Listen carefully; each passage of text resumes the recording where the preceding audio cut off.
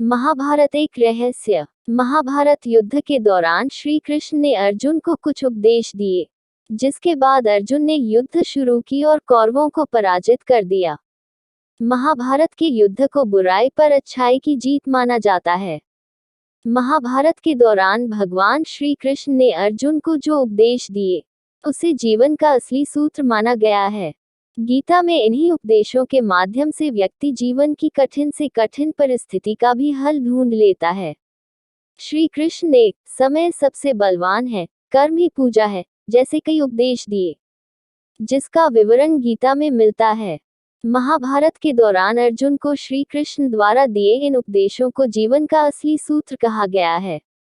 भगवान कृष्ण द्वारा अर्जुन को दिए उपदेश के बारे में, जो जीवन का मूल मंत्र है, कर्म ही पूजा है। भगवान कृष्ण अर्जुन से कहते हैं, कर्मण्येवाधिकारस्ते मा फलेषु कदाचन मा कर्मफलहेतुर्भुर्मा ते संगोस्त्व कर्मणि, अर्थात कर्म ही पूजा है, कर्म ही भक्ति है, इसलिए कर्म को पूरे मन से करना चाहिए।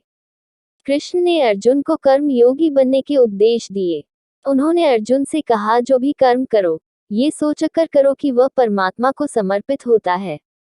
मृत्यु से भय व्यर्थ है, मृत्यु का भय हर व्यक्ति को होता है। भगवान कृष्ण कहते हैं, संसार के निर्माण के बाद से ही जन्म और मृत्यु का चक्र चलता आ रहा है और यह प्रकृति का नियम है।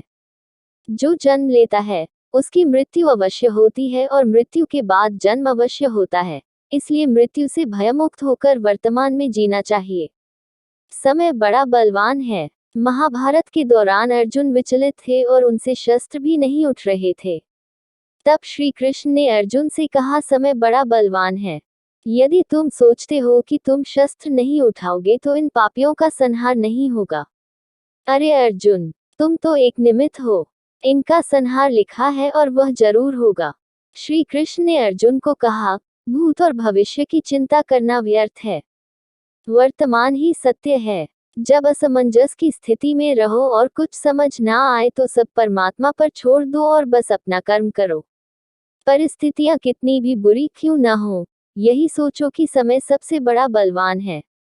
अच्छा हो या बुरा, बीत जाए